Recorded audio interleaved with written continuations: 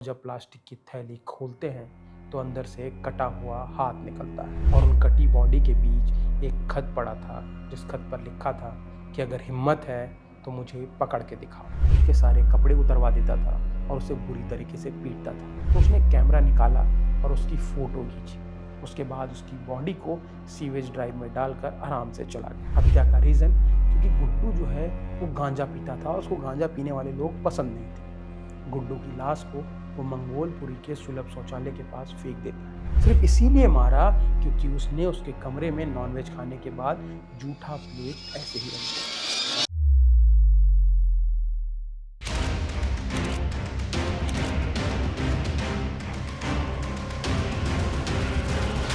ठंड की सुबह पूरी सड़क पर बस कुहासा ही कुहासा होता है। उसी कुहासे में एक ब्लू रंग के बड़े से बोर्ड पर लिखा था तिहाड़ जेल गेट नंबर 1। कुछ पुलिस वाले गेट पर खड़े हैं। वहीं कुछ दूर पर प्लास्टिक की एक थैली पड़ी है, बड़ी सी थैली, और कुछ मक्खियां वहां भिनभिना रही हैं। दूर से देखकर लग रहा था कि कोई कचरा पड़ा होगा, पर पता नहीं क्यों पुलिस वाले उसके नज़दीक जाते हैं और जब प्लास्टिक की थैली खोलते हैं तो अंदर से एक कटा हुआ हाथ निकलता है। और जब उसे पूरा खोला जाता है तो अंदर सारे बॉडी पार्ट्स कटे पड़े थे और उन कटी बॉडी के बीच एक खत पड़ा था जिस खत पर लिखा था कि अगर हिम्मत है तो मुझे पकड़ के दिखाओ। सारे पुलिस वाले डर जाते हैं क्योंकि ये चिट्ठी ऐसी थी जिसे खुलेआम चुनौती। और फिर एक साल बीत जाता है। तिहाड़ जेल कर एक फ़ोन बजता है। उस फ़ोन से आवाज़, मैंने एक डेड बॉडी तिहाड़ के गेट नंबर 3 के ठीक सामने रखी है। अगर तुम मुझे पकड़ सकते हो तो पकड़ के दिखाओ। सारे पुलिस वाले सुनकर भागते हैं। वहाँ पहुँचते हैं तो पता चलता है कि ये कोई मजाक नहीं हो रहा है। सच में एक टोकरी के अंदर लाश पड़ी है और फिर से एक लेटर लिखा है जिसमें लिखा था कि अगर मुझे पुलिस नहीं पकड़ पाई तो मैं ऐसे गिफ्ट्स आपके लिए भेजता रहूँगा। ये कहानी है चंद्रकांत झा की। ये कहानी है दिल्ली के दरिंदे की, जिसने बहुत मामूली से रीजंस की वजह से कई लोगों को मारा और बॉडी काट कर सरेआम पुलिस को चैलेंज किया। तो नमस्कार, मेरा नाम है राकेश और आप देख रहे हैं बजरबट्टू दुनिया पर क्राइम हिस्ट्री। कहानी शुरू करने से पहले आपको एक बात बता देता हूँ कि कहानी शायद आपके आत्मा को कचोड़ दे, शायद आपको अपनों पर भरोसा करने से डरा दे। तो मैं ये पहले ही चेतावनी आपको दे देता हूँ। तो पहले जो घटना हुई थी, वो जो प्लास्टिक में बॉडी मिली थी, वो नवंबर 2003 की थी। उसके बाद 20 अक्टूबर 2006 के दिन कॉल आया था। कॉल में पुलिस वालों को बॉडी का लोकेशन बताया गया था और उस बॉडी में भी खत पड़ा था जिसमें लिखा था कि मैंने बहुत टाइम तक एक नाजायज़ केस के चक्कर में जेल काटा है, लेकिन अब मैंने सच में मर्डर किया है और अगर तुम लोग मुझे पकड़ सकते हो तो पकड़ के दिखाओ। यह घटना जो है वो दिल्ली की थी। तो दिल्ली पुलिस पर सवाल खड़े होने लगते हैं। उन पर दबाव पड़ने लगता है कि जो कातिल है वो सरेआम पुलिस को धमकी दे रहा है, मतलब कि पुलिस से बहुत गुस्सा है। पुलिस इस मामले की इन्वेस्टिगेशन शुरू करती है, पर दिल्ली का पॉपुलेशन तो हमें पता ही है। पुलिस के हाथ कुछ भी नहीं लगता, कोई सबूत नहीं मिलता कि कहाँ, कब, किसने ये हत्याएं की। पर फिर काफ़ी समय के बाद 18 मई 2007 को फिर से तिहाड़ जेल के पास एक लाश मिलती है। ये लाश भी गेट नंबर 3 के पास पड़ी हुई थी और पुलिस इसको आइडेंटिफाई भी नहीं कर पा रही थी क्योंकि बॉडी के इतने छोटे टुकड़े किए गए थे कि पता ही नहीं चल रहा था कि ये इंसान की लाश है भी या नहीं। पुलिस के ऊपर प्रेशर आने लगता है। वो जल्द से जल्द इस सीरियल किलर को पकड़ना चाहती है क्योंकि वो बार बार पुलिस को चैलेंज कर रहा था। और जैसे कि मैं हर बार कहानी में बताता हूँ कि जब भी कोई सीरियल किलर 2 या 3 मर्डर कर देता है तो उसको लगने लगता है कि वो पुलिस से, सिस्टम से, कानून से ऊपर चला गया है। उसके मन से डर खत्म हो जाता है और यही उसकी सबसे बड़ी गलती होती है। अभी तक किलर और पुलिस के बीच चूहे बिल्ली का खेल चल रहा था, पर अचानक से इन्वेस्टिगेशन के टाइम पुलिस को याद आता है कि किलर ने जो लेटर लिखा था उसमें कुछ 2-3 नाम मेंशन किए गए थे जिससे उसकी खासी दुश्मनी है। उसने अपने सीरियल किलर बनने के पीछे 2 लोगों को ब्लेम किया था, जिसमें एक था additional deputy commissioner Manish Agarwal और दूसरा था हवलदार बलवीर सिंह, जो तिहाड़ जेल में उस वक्त वार्डन थे। ये क्लू मिलने के बाद पुलिस को और भी कई सारे क्लू लगातार मिलने लगते हैं। अब यह तय हो चुका था कि हत्यारा ऐसा है जो पहले तिहाड़ जेल में रह चुका है और मनीष अग्रवाल और बलवीर सिंह जब यहाँ पोस्टेड थे उस टाइम पर ही वो यहाँ था, मतलब कि 2003 के आसपास वो तिहाड़ जेल में था। हत्यारे ने अपनी आखिरी बॉडी डंप करने के बाद हरिनगर थाने को तुरंत फ़ोन किया, उनसे कांटेक्ट किया और यही उसकी सबसे बड़ी गलती थी, क्योंकि पुलिस ने उसे मर्डर के बारे में लंबी बात करनी शुरू की। उन्होंने उसके बारे में ज़्यादा जानकारी जुटाने की कोशिश की। वो जानना चाहते थे कि वो किस क्राइम की वजह से 2003 में तिहाड़ जेल में बंद हुआ था और बलवीर सिंह ने ऐसा उसके साथ क्या बुरा बर्ताव किया।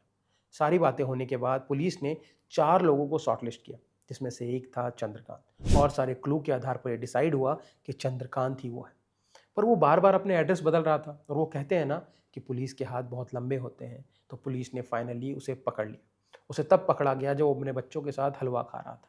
पकड़ने के बाद जब पुलिस तलाशी शुरू करती है तो उसे खून से सने हुए चाकू और खून से लथपथ कपड़े मिलते हैं। चंद्रकांत के कुछ कपड़ों में फाइनली वो प्रूव हो जाता है कि चंद्रकांत ने ही लोगों को मारा है। पर अब असली कहानी शुरू होती है। पुलिस चंद्रकांत झा से मौत के पीछे के रीजन जानने की कोशिश करती है कि आखिर वो कौन से लोग थे जिनका मर्डर चंद्रकांत ने किया और आखिर उनको क्यों मारा। ये कहानी सुनकर सभी पुलिस वाले चौंक जाते हैं, क्योंकि चंद्रकांत ने सिर्फ वही 3 मर्डर नहीं किए थे जो उसने तिहाड़ जेल के बाहर रखे थे, बल्कि उसके अलावा कई और लोगों को उसने मारा था। इनमें से एक को उसने सीवेज ड्रेन के पास फेंक दिया था। 2003 में फिर उसका एक शिकार मंगोलपुरी नॉर्थ वेस्ट दिल्ली के पास एक सुलभ शौचालय के सामने मिला था।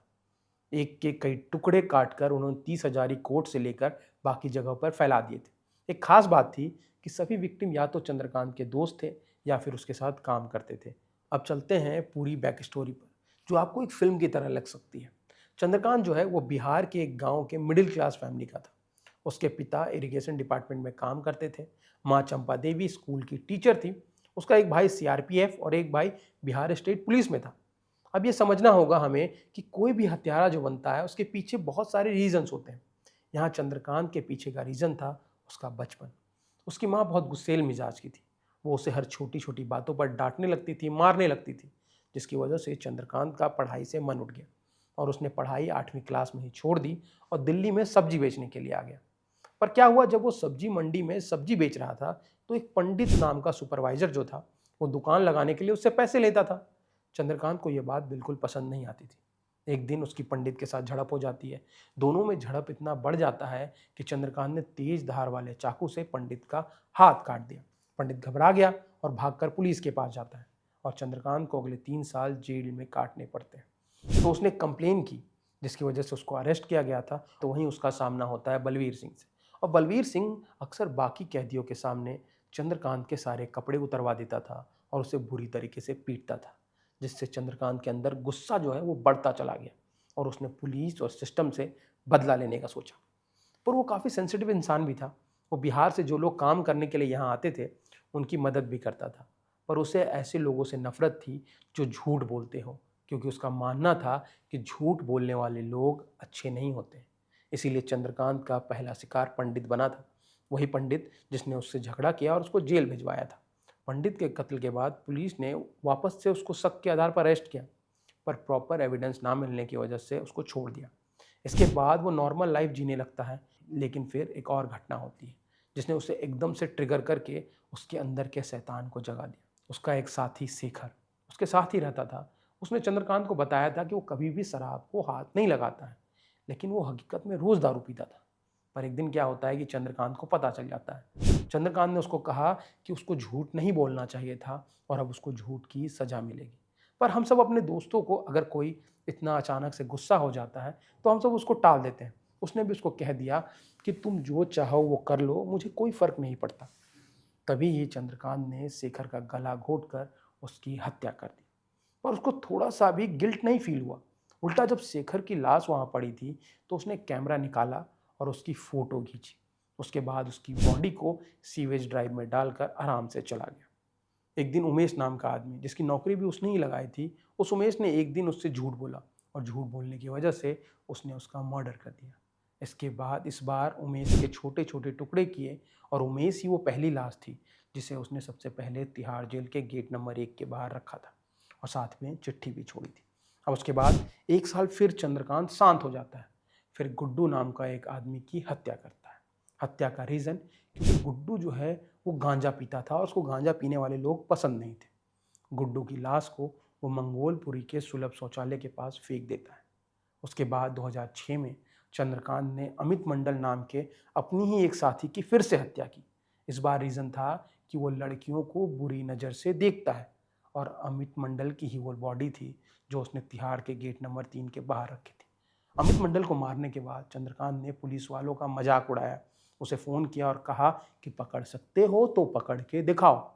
2007 में उसने उपेंद्र नाम के आदमी का मर्डर किया। रीज़न, क्योंकि उसका अफेयर उसकी बेटी के दोस्त के साथ था। इस सीन को इमेजिन कीजिए, ये कोई कहानी नहीं है, ये सच है।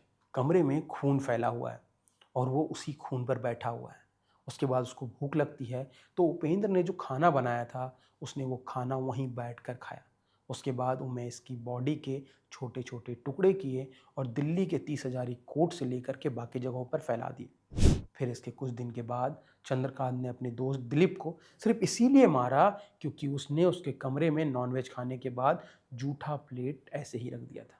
अब आप सोचिए कि आप भी तो अपने दोस्त के घर जाते होंगे, जूठा प्लेट वहीं छोड़ देते होंगे। वो कुछ नहीं कहता, पर यहाँ सिर्फ इस वजह से उसने उसकी हत्या कर दी। यही वो लाश थी, वही तीसरी लाश जो उसने तिहाड़ के बाहर छोड़ी थी। इन सारी मर्डर में एक बात आम थी कि किसी का भी मर्डर का जो रीज़न था वो इतना बड़ा नहीं था जिसकी वजह से उसकी खून की जाए। ये वैसे रीज़न है जिसको हम अपनी लाइफ में इग्नोर करके आगे बढ़ जाते हैं। अब मैं आपको एक छोटी सी कहानी सुनाता हूँ।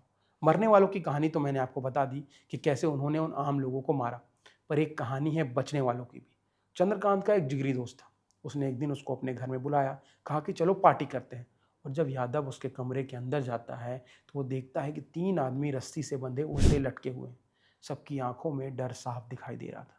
चंद्रकांत ने यादव से कहा कि उसको उसकी मदद चाहिए इन तीनों लोगों को मारने के लिए।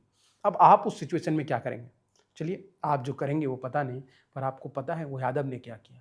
वो एक समझदार इंसान निकलता है। कुछ देर के लिए उसका दिमाग सुन पड़ जाता है, लेकिन उसको समझ आता है कि अगर उसने कुछ भी गलत बोला तो 3 लोगों के साथ कहीं वो उसकी भी हत्या ना कर दे। तो चंद्रकांत से कहता है कि भाई भूख लगी है, बिना खाए इनको तो नहीं मार सकते। चंद्रकांत भी कहता है कि सही बात है, 3 लोगों को मारने के लिए मेहनत चाहिए और ये काम तो मेहनत का है, इसलिए खाना खाना पड़ेगा। तो चंद्रकांत खाना लेने के लिए निकल जाता है और यादव बाकी लोगों को खोल देता है और उनके साथ वहाँ से भाग जाता है। पर वो इतना डरे हुए थे कि वो पुलिस के पास नहीं जाते, बस दिल्ली छोड़कर भाग जाते हैं। आज भी चंद्रकांत के अरेस्ट होने के बाद जब उन लोगों को बुलाया गया तो उन्होंने यही कहा कि चंद्रकांत अगर जेल से बाहर निकलेगा तो वो हम सबको मार देगा। अब इस कहानी में सबके अलग अलग पक्ष हो सकते हैं। चंद्रकांत के केस में सिस्टम भी उतना ही बड़ा दोषी है। चंद्रकांत को लगता था कि पुलिस निकम्मी है, उसको कोई नहीं पकड़ सकता और इसी ओवर कॉन्फिडेंस ने उसने इतने सारे मर्डर किए। कोर्ट में जो ट्रायल चल रहा था तो पुलिस ने इतनी बड़ी गलती की जिससे उसको जमानत मिलते मिलते रह गई, क्योंकि पुलिस ने मौके पर जो लेटर मिला था उसको सील बंद नहीं किया, उसको एविडेंस बॉक्स में डाला ही नहीं। वो एक हाथ से दूसरे हाथ में लेटर चलता गया और लास्टली वो गुम हो गया। उसके बाद लेटर के बारे में चार्जशीट में भी नहीं लिखा गया था। इसी वजह से कोर्ट ने उसको लगभग जमानत दे ही दी थी, पर लास्ट में दिलीप मंडल का ब्लड सैंपल जो कि उसके चाकू पर मिला था, वही दिलीप मंडल का ब्लड सैंपल की वजह से वो अरेस्ट होता है। 5 फरवरी 2013 को लोअर कोर्ट ने उसे फांसी और उम्र कैद की सज़ा सुनाई, लेकिन बाद में हायर कोर्ट ने उसे उम्र कैद में बदल दिया। अब चंद्रकांत उसी तिहाड़ जेल में बंद है जिसके बाहर कभी वो लाश फेंका करता था, पुलिस को चुनौती दिया करता था। तो इस कहानी का एक सार निकल कर आता है जो मैं हर कहानी के बाद आपको बताता हूँ। तो इस कहानी का सार है कि कभी कभी हम अपने बचपन में इस तरह की घटनाएं अपने बच्चों के साथ करते हैं, इस तरह का व्यवहार उनके साथ करते हैं कि वो उनके अंदर बैठ जाता है। तो हमें सोचने की ज़रूरत है कि कोई ऐसा इंसिडेंट आपके बच्चे के अंदर के गुस्से को ट्रिगर ना कर दे जो इस तरह की कहानी में बदल जाए। तो आज की कहानी यहीं तक। अगर आपको ये कहानी पसंद आई है तो वीडियो को लाइक करें, शेयर करें और सब्सक्राइब करें बजरबट्टू दुनिया को। अब मिलते हैं अगली कहानी के साथ, तब तक के लिए नमस्कार।